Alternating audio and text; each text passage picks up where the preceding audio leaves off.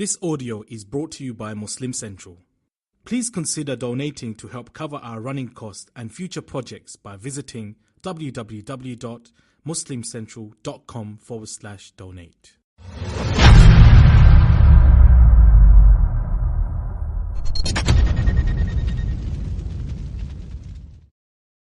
أعوذ بالله من الشيطان الرجيم. بسم الله الرحمن الرحيم، والصلاة والسلام على أشرف الأنبياء والمرسلين وعلى آله وصحابته ومن تبعهم بإحسان إلى يوم الدين.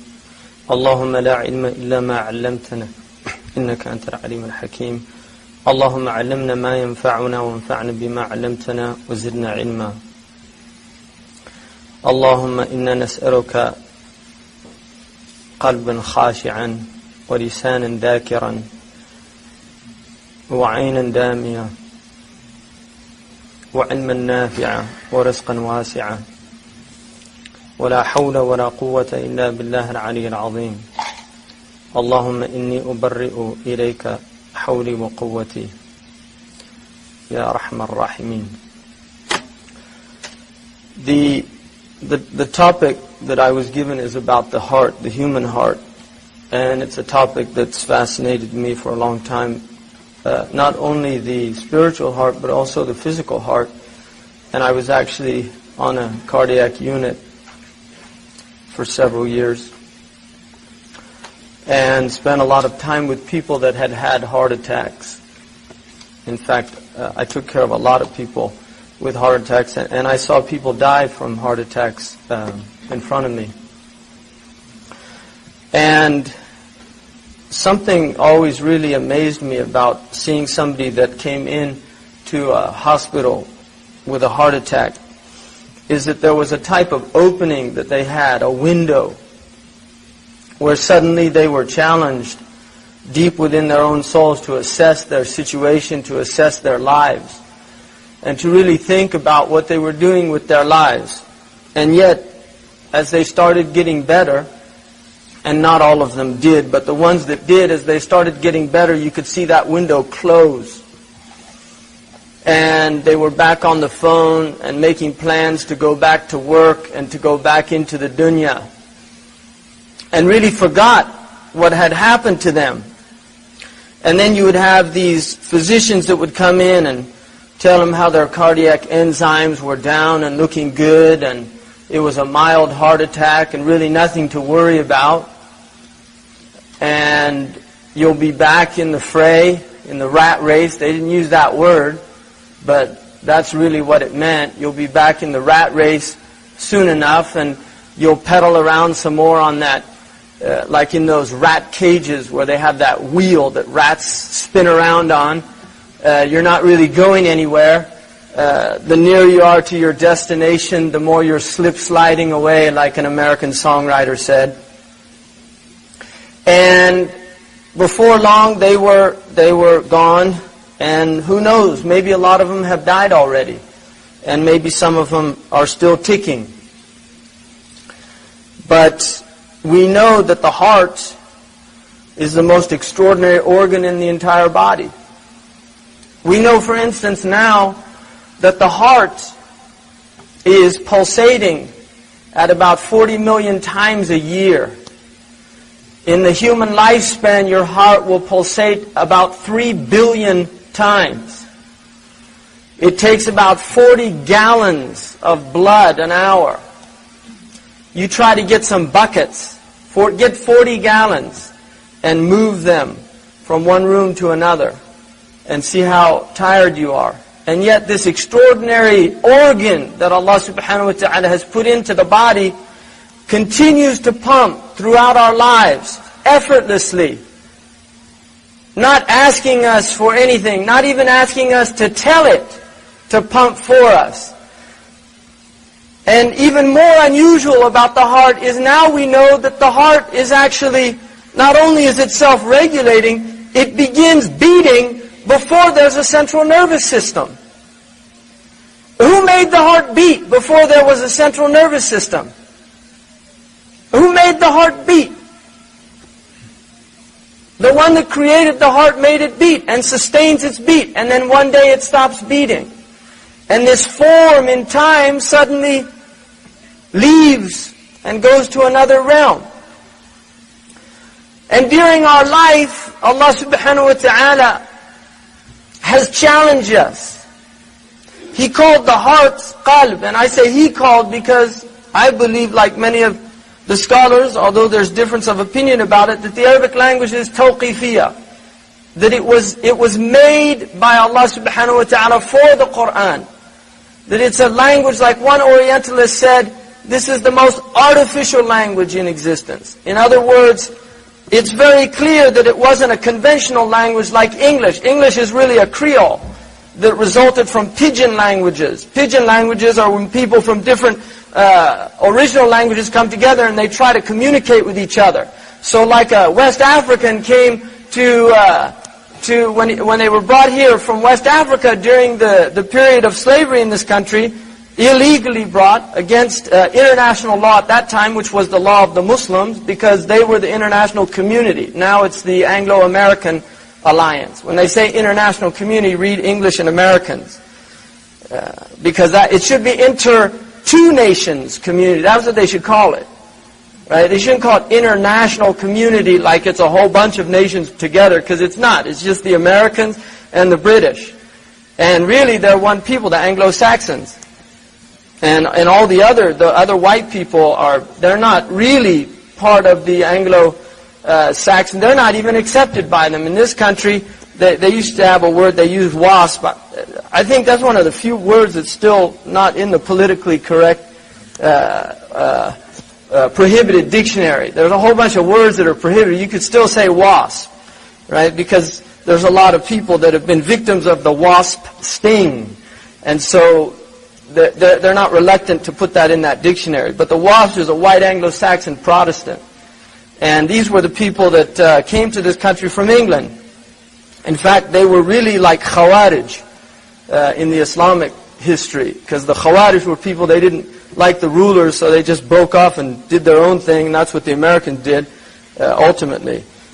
And then they split, come together again. And they're ruling the world, and they're not doing a very good job of it. And in fact, it's really from the absence of the Muslims from the quote-unquote international community. But anyway, at that time it was illegal. And in fact, it was actually illegal. International slave trade was outlawed in the 1820s. A lot of people don't know that, but it continued by American slavers illegally, even by their own laws. So they were actually bringing people over from West Africa illegally by their own laws for several decades, until it was finally stopped. It's going to go into the 1880s, because they were bringing slaves to the Caribbean area and also to South America. But when the slaves came over, like the West Africans in Gambia, Senegal, or Senegambia, they say woke. Woke means okay. And a lot of people don't know that. You see, it's the most American word there is, and it's actually a word from West Africa. You tell the white supremacists that, and they'll stop using it, probably. Right? You're speaking West African dialect when you say, well, okay. So they tell the West African, go bring those, put those over there, and he'd say, well, okay. That's how he would respond. And then they would say that to them then. They understood that means okay. They'd say okay. And that became part of the language. So English is a language that really resulted in a lot of different peoples coming together. And then their children, from a pidgin language, the children will create a Creole language. And so all of the languages that we speak today in the world are actually Creole languages. In fact, Urdu is a Creole language, right? Urdu is mixed up of Sindhi and Persian and Arabic, right? Like in Urdu they say, "Ke ya musibat hai." What a musiba, and a musiba is an Arabic word. Where'd they get that word from? Right? They got it from the Arabs. And they added to it their own things. Right? This is what they say. Or they say, like I would say, Urdu nahi ma'loom hai. Right? And ma'loom means it's known. But that's Arabic. But the Pakistanis, they know that's Urdu. Because he doesn't know where it came from. Right? And then when he starts learning Arabic, he says, hey, that's from Urdu. Right?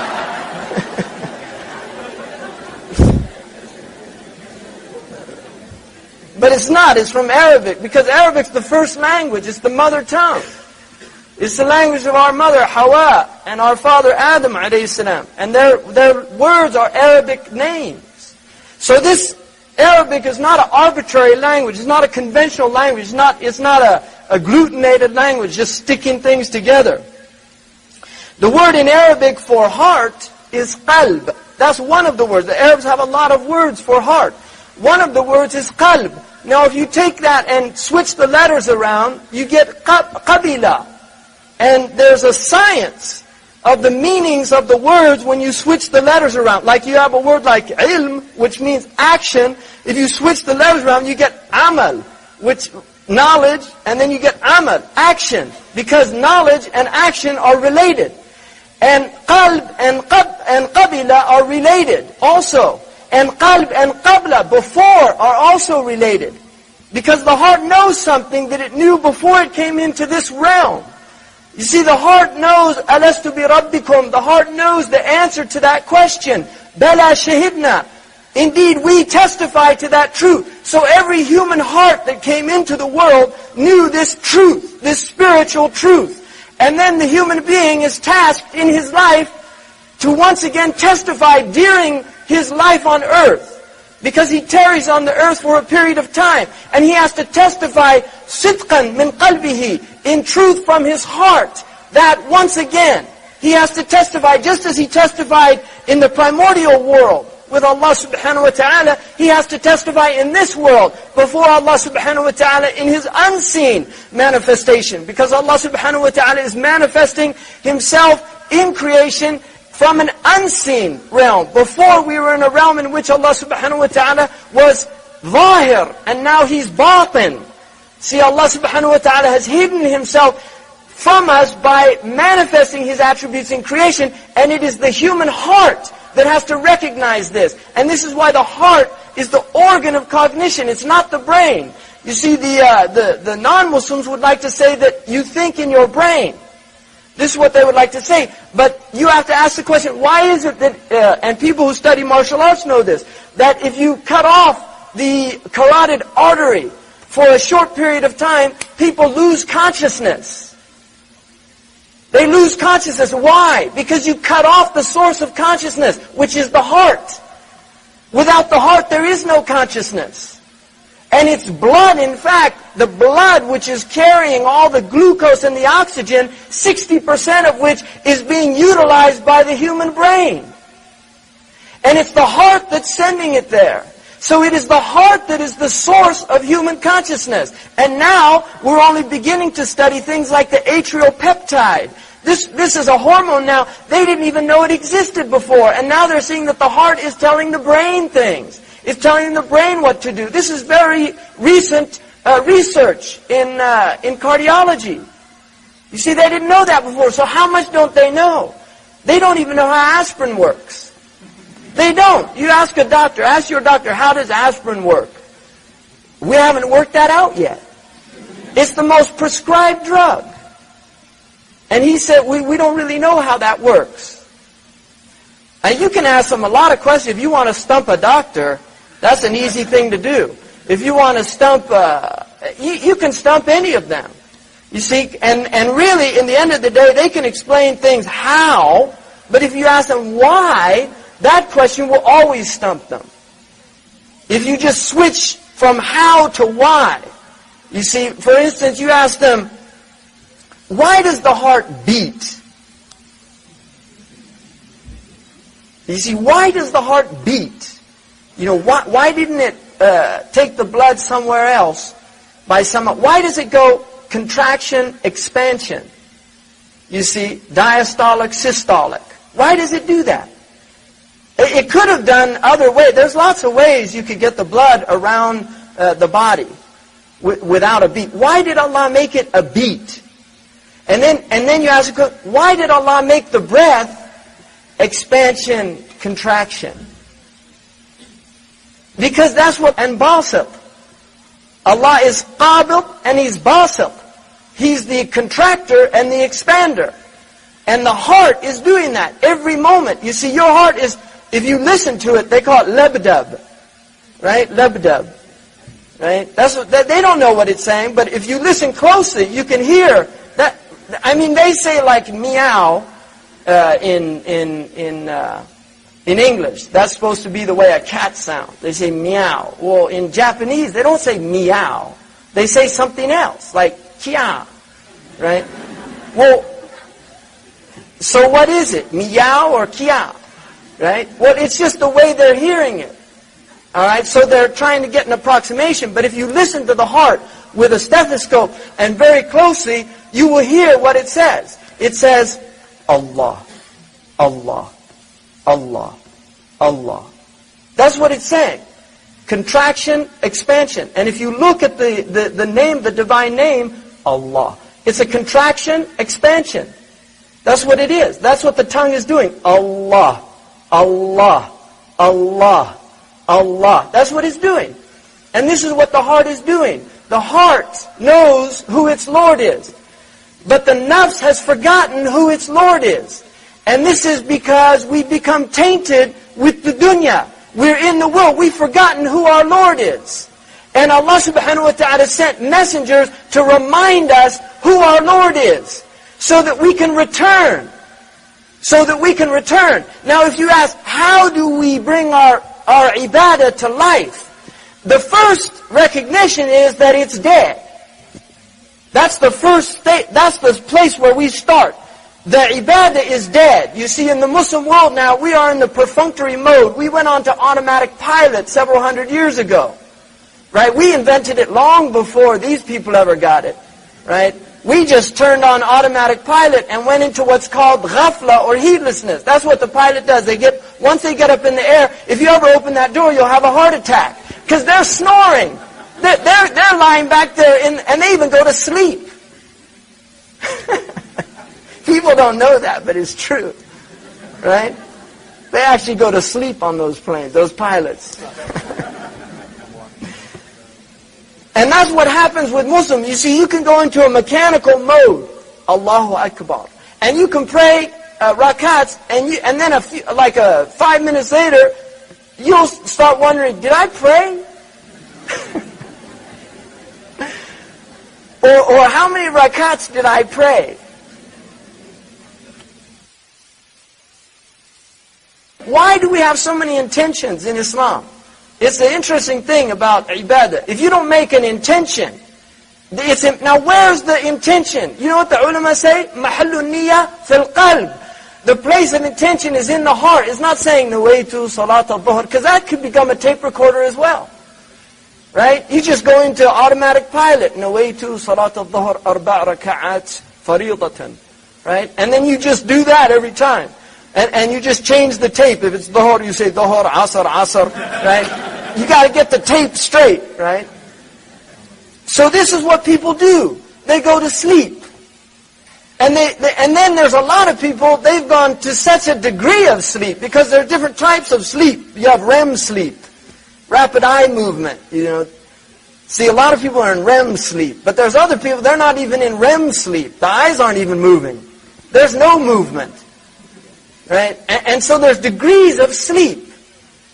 وَالنَّاسُ نِيَامٌ. People are asleep. That's Sayyidina Ali said that, and it's true. You just have to think about it. People are asleep. They asked Sayyidina Ali, what is all of this? Creation. Somebody asked him once, what is creation? And he said, هَبَاءٌ لَا يُرَى إِلَّا حِينَمَا يَقَعُ عَلَيْهِ نُورُ اللَّهِ. This is like the dust in the air that only becomes visible when the light of Allah strikes it. You see, that was a arif billah. That was a man who knew Allah subhanahu wa ta'ala. What a more profound description of the atomic realm. You see, all of these atoms like hada floating in this ethereal space that Allah has created, and the only reason they're visible is because Allah is nuru samawati wal ard. Munawwiru samawati wal ard. He illuminated the heavens and the earth. And the heart is the organ of the human being that is capable of perceiving that in the most profound and deep ways. And this is why the heart is a gift from Allah. And you have to protect the gift. Look where He put it. He put it behind the sternum. The strongest thing in the body. He put it, and then He put a rib cage around it. He didn't put it like the genitals. The genital is right out there. Right? Seriously, look. A person doesn't have any protection there. That's why you want to down a man. They teach you, that's the first thing they teach you in martial arts. Go for the groin. Because there's no protection. You see, but the heart, Allah put a protection there. A powerful protection. And then He gave it a pumping, this oscillating power in which the blood is flowing in every single cell of the body, in every pulse. There is blood, so the heart reaches every single cell of the body every moment. And then He made it an oscillator. The heart is oscillating. And if you know anything about oscillatory physics, that's a big word that I learned recently, so I'm using it. If you know anything about oscillatory physics, it's the study of entrainment, how things entrain with other things. Like people when they march, they start to entrain naturally. If you try to walk with somebody out of step, and it's hard to do, you naturally entrain, like soldiers naturally entrain.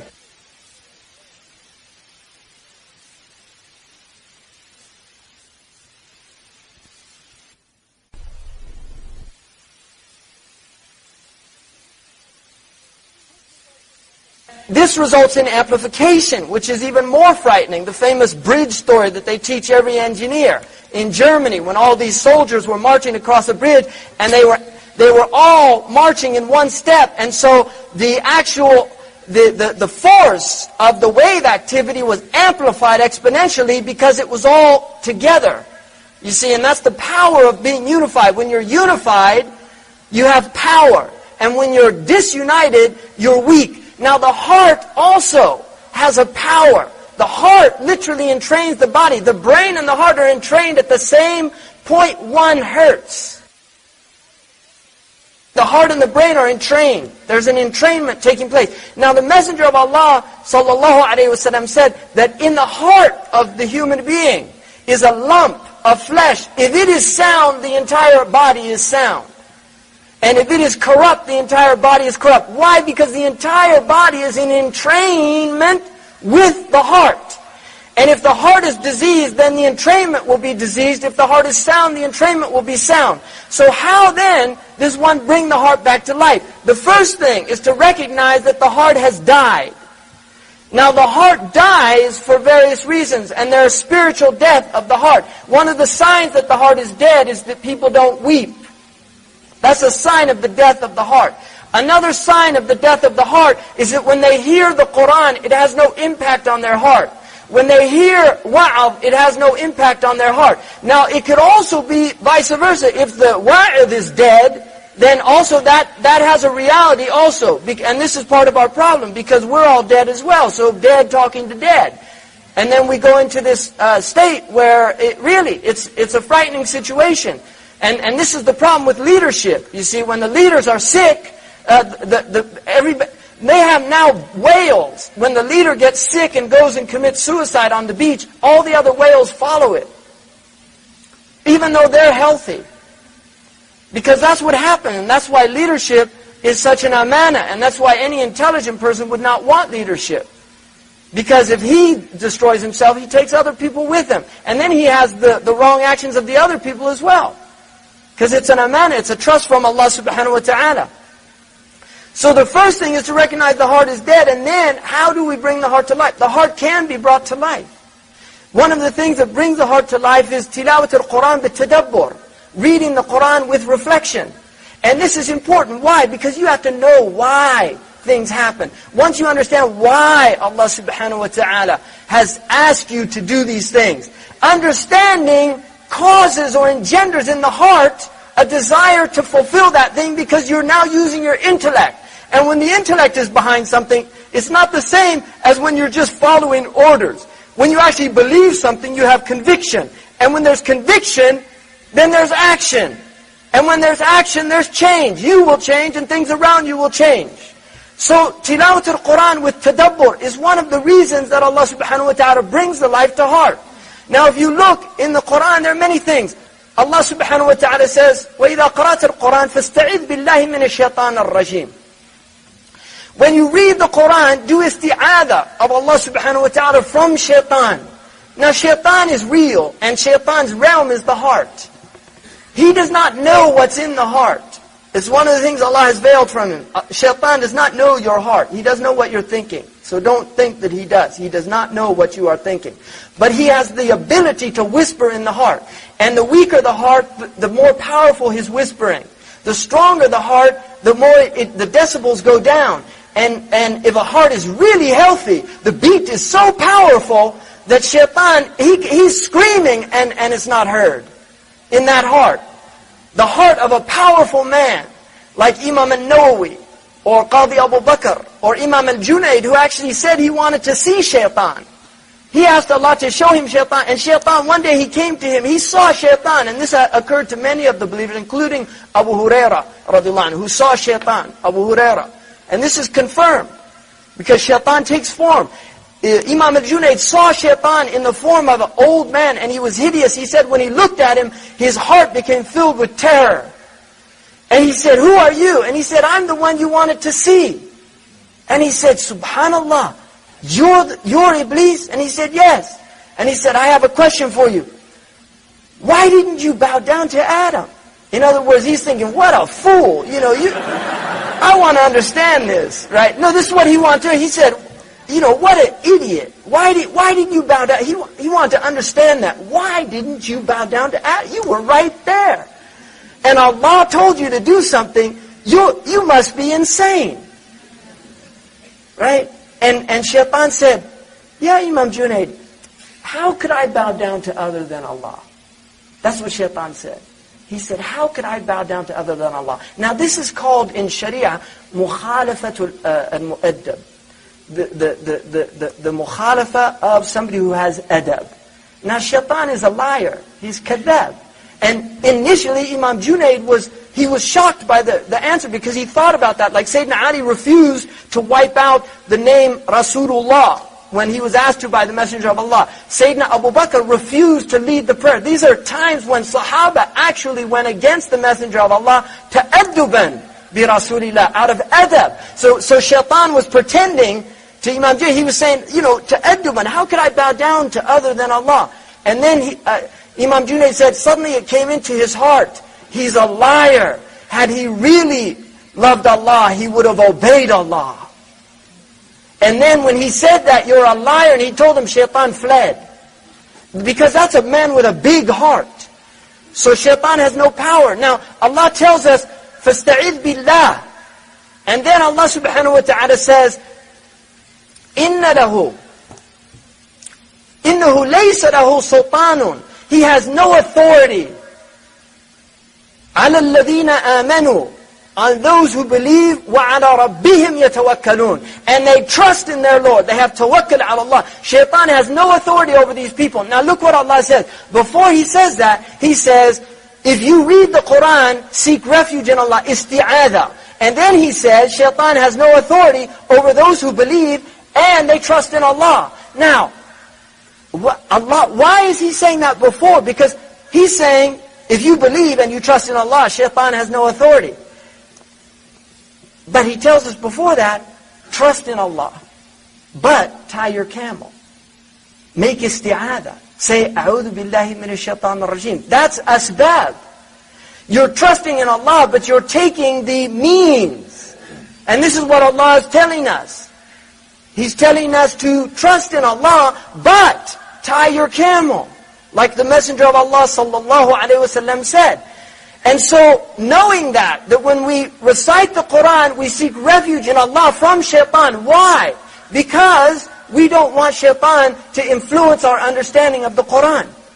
And then Allah tells us, if you believe in Allah and you trust in Him, but trust means taking the asbab. You don't say, I'm just going to trust in Allah that I'll understand it. No, you study grammar, rhetoric, logic, tafsir, hadith, All of these things before you try to understand the Quran, because that is tawakkul with asbab. We don't just say a tawakkul ala Allah. Like somebody come over to somebody's house, they say, I'm hungry, and he said, I'm trusting in Allah, the food will come. No, you say, get up and go out and I'm your guest. Go and give me some food. Right? There's no angels that are going to come in and serve, unless it's a wife, angelic wife, who puts up with husbands like that. But there's no angels in there, right, that are going to come and do that. You have to do things with asbab, the means. And the deen of Allah is a deen of means. And this is why if you understand the reason why we're doing these things, you will have success. Because it will encourage you. You'll begin to see if you understood, for instance, if you had a glimpse of the unseen world, just for one moment, and suddenly you saw shayateen on people's right there. There's shayateen walking around with people. If you could see that out there in Chicago, Cook County, right? 32,000 abused and neglected children under government authority here. In this county alone, 32,000 neglected and abused children. Really, Cook County. Right? Children that throw other children off building tops in Cook County. If you could see the shayateen in this city, you know what you'd be doing? You'd be saying, A'udhu billahi minash shaitan rajim. A'udhu billahi everywhere you look, A'udhu billahi minash shaitan, A'udhu billahi minash shaitan rajim. That's what you'd just go into a state where you would just be saying, A'udhu billahi minash shaitan rajim the whole time. You couldn't walk anywhere. And so it's a mercy from Allah that you're not frightened. Right? Really, it's a mercy. But you have to be aware of His existence. Right? You have to be aware, and then you take precautions. What are the precautions? قُلْ هُوَ اللَّهُ أَحَدٌ اللَّهُ الصَّمَدُ لَمْ يَلِدْ وَلَمْ يُولَدْ وَلَمْ يَكُنْ لَهُ كُفُوًا أَحَدٌ. You do that 3 times in the morning, 3 times in the evening. أعوذ بكلمات الله التامات من شر ما خلق بسم الله الذي لا يضر مع اسمه شيء في الأرض ولا في السماء وهو السميع العليم اللهم أنت ربي لا إله إلا أنت خلقتني وأنا عبدك وأنا على عهدك ووعدك ما استطعت. And do all of those adhkar every morning and every evening. You do them. Why? Because you want the hifz of Allah subhanahu wa ta'ala. You want to be in the protection of Allah. If the best of creation did those, and He had protection, there were angels surrounding Him, mighty cohorts, warriors around Him, that if anybody threatened Him from the ins or the jinn, like the one Arabi who came up to the Messenger of Allah, and he found him sleeping under a tree, and he said, who will protect you now? And he said, Allah. And the man dropped his sword and started shaking, and the Messenger of Allah put it up, and he said, who's going to protect you? He couldn't say Allah. He said, go ahead, kill me. Right? That's an Arabi. They were tough people. But he said, go ahead, kill me. The Messenger of Allah didn't kill him. He became a Muslim. But the point is, that man wanted to kill him. And he couldn't. Why? Because Allah subhanahu wa ta'ala gave him isma. He protected him. When he came out the night, when Sayyidina Ali took his place, he came out, all of the strongest youth of Quraysh, the people of Futuwah, the people of chivalry from the Quraysh, each one of them from each clan had a sword waiting to kill the Messenger of Allah sallallahu alayhi wa sallam. He came out, وَجَعَلْنَا مِنْ بَيْنَ أَيْدِيهِمْ سُدًّا وَمِنْ خَلْفِهِمْ سُدًّا فَأَغْشَيْنَاهُمْ فَهُمْ لَا يُبْصِرُونَ. This is what he said, وَإِذَا قَرَأْتَ الْقُرْآنَ جَعَلْنَا بَيْنَكَ وَبَيْنَ الَّذِينَ لَا يُؤْمِنُونَ بِالْآخِرَةِ حِجَابًا مَسْتُورًا. If you recite the Quran, we will put a veil between you and those who don't believe in the Akhirah. And he was completely veiled. He was the invisible man. He came out, they could not see him. They couldn't see him. Sallallahu alayhi wa sallam. And he was doing these things. Why? Because his heart was aware. مَا كَذَبَ الْفُؤَادُ مَا رَأَى. His heart didn't deny, it did not lie in what it saw of the haqq, of the truth. His heart was awake. It was living. The angels, when they came, they found him asleep and they said, his eyes sleep, but his heart doesn't sleep. The Messenger of Allah's heart never slept. It was always in the divine presence of Allah subhanahu wa ta'ala. And that's why if you came and you were with him, then you were immersed in that divine presence. And that's why people, when they were around him, they couldn't do anything but remember Allah. When they left the Messenger of Allah, one of them, Hamdallah, came to the Messenger of Allah and he said, Ya Rasulullah, when we're with you, we remember Allah. And it's as if we can see the Akhirah in front of us. And then we go home and we get with our families and in our work and all these things, and we forget. Why do we do that? And the Messenger of Allah sallallahu alayhi wasallam, he's rahmatan lil alameen. He said to him that this is a time for this and a time for that. This is the nature of being Bani Adam. كُلُّكُمْ خَطَّاءُونَ. All of you will make mistakes. مَا سُمِّيَ الْإِنسَانِ إِنسَانًا إِلَّا لِأَنَّهُ نَسِيَ. We forget, this is our nature. But we have to be reminded. Now, when the heart becomes alive, there's an internal reminder. You no longer need these external reminders. When the time comes, when the ma'asiyah is there, you remember Allah. And I'll give you an example, and this is the blessing of the company of the shuyukh. When I was in Algeria, because I'm left-handed, when I was studying in Tizi, there was a sheikh there, Sidi Bou Said, inshallah, he's protected. I don't know what happened to him. But he was one of my teachers. And I was in a hall with all these people, and there were several people. He was on the other end of the room. And I was eating, they gave some dessert, and I was eating the dessert, and I was using my left hand, because that's habitual for a left-handed person. And I looked over and I saw him, and he looked at me, and then he looked down at my hand. And I knew that I had to be eating with my right hand. I changed hand. Now, whenever I put my fork or spoon or anything in my left hand, I see his face. That happens to me. I'm not making this up. I see his face. Whenever I do that, and I remember. And that's a gift, right, from a teacher who has spiritual authority. That's a gift, and that's the blessing of being in the company of these people. Right? You see, the time that I spent with Murabb al-Hajj, they call him Shahidun Ghaibun. Present and absent at the same time. Because all he does is remember Allah. All he does is remember Allah. كان رسول الله, Aisha radiallahu anha said, كان رسول الله in al-Bukhari, كان رسول الله صلى الله عليه وسلم يذكر الله في كل أحيانه. He remembered Allah in every state. When he got up, he remembered Allah. When he went to bed, he remembered Allah. When he put his clothes on, he remembered Allah. When he tied his turban, he remembered Allah. When he went out to the marketplace, he remembered Allah. When he came home, he remembered Allah. When he bought something, he remembered Allah. When he sold something, he remembered Allah. When he went to the masjid, he remembered Allah. When he put his foot in, he remembered Allah and changed feet, coming in and out as a conscious human being.